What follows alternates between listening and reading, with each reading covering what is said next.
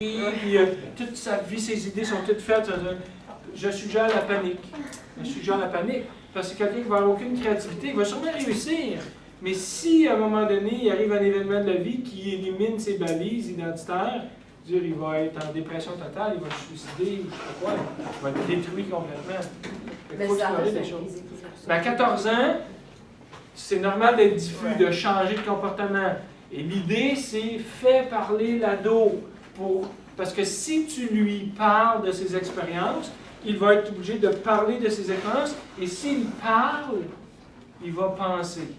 Parce que c'est par la parole qu'on construit notre pensée. Fait que si vous ne prenez pas la parole, qu'est-ce que ça veut dire? Vous êtes en train de ne pas construire votre pensée. C'est comme le prof qui peut demander qu'est-ce que tu penses de ça. Exactement. Tout change. Tout. OK. Donc, il est fort l'eau, ce cher monsieur. Et toute sa vie. Il y a cette ligne identitaire-là. Fait on va voir après dans jeune adulte, c'est quoi le stade affectif jeune adulte?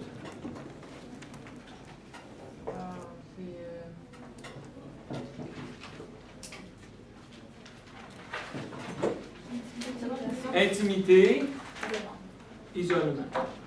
Fait que intimité, c'est qu'il faut être capable de se révéler soi-même. Fait que si tu ne te connais pas, tu révèles quoi de toi? Tes stats. Tes statistiques. T'es quoi, toi? Moi, je suis un joueur de hockey. T'es quoi, toi? Moi, je suis un vendeur à la maison. T'es quoi, toi? Moi, je suis un pêcheur. Vendeur d'assurance. D'assurance. Donc, affectif. Social. Ça va aller vite, social. À l'adolescence, qu'est-ce que la théorie dit?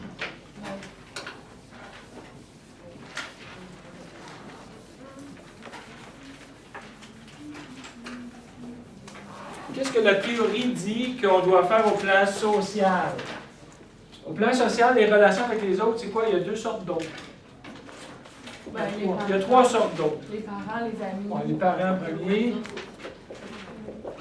Après ça, les amis en tant que groupe de référence.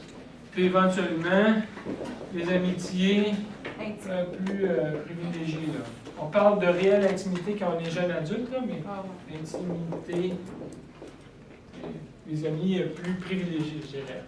Alors, c'est quoi que la théorie dit par rapport aux parents? Qu'est-ce qu'on doit faire par rapport aux parents? Ça, c'est pas Ouais. Donc, le concept d'identitisation. Donc, il y a une rupture. La rupture, là, ça ne veut pas dire nécessairement crise, puis on se bat, puis on s'insulte. C'est un détachement par rapport à l'influence des parents.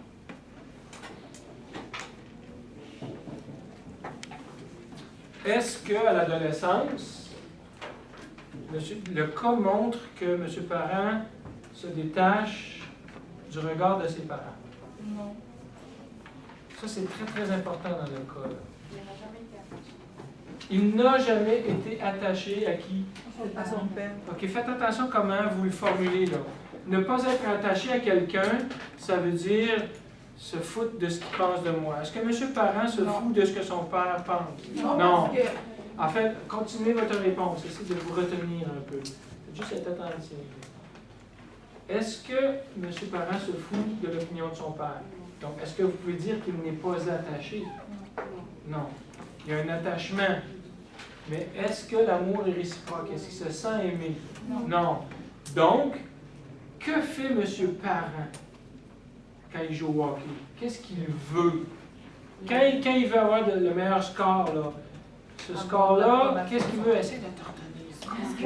Le pouvoir sur soi, c'est le premier pouvoir adulte. Qu'est-ce qu'il cherche? Donc, est-ce qu'il est détaché? Non. Monsieur Parent, quand il est adolescent, il cherche à scorer le plus possible pour impressionner son père. Alors, est-ce qu'il s'estime lui-même, Monsieur Parent? Non. Il a besoin d'entendre son père lui dire « Je suis fier de toi, mon gars ». Il a besoin de ça. Est-ce que tout le monde a vu ça dans le cas? C'est une donnée très importante. Fait Quand il ne peut plus jouer au hockey à cause de son accident, il va aller dans un autre domaine compétitif, plus proche de ce qu'espérait son père, la vente d'assurance, puis il va être performant. Pourquoi il va être performant? Encore dans la même maison. Pour impressionner son père. Donc, tantôt, vous avez dit qu'il y a une bonne estime de lui. Est-ce que vous conservez cette réponse-là? Ouais. Quelqu'un qui est vantard, qui parle tout le temps de ses performances, est-ce que c'est un indice qui est sûr de ce qu'il vaut? Non.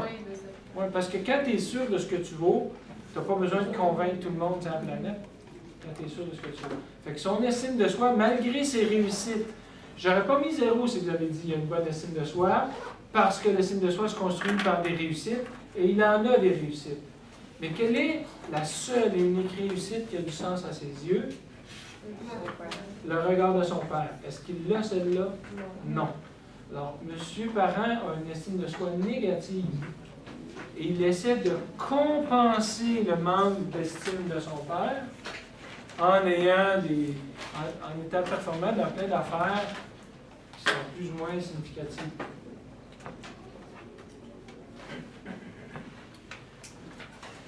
Donc, il ne s'identifie pas de son père.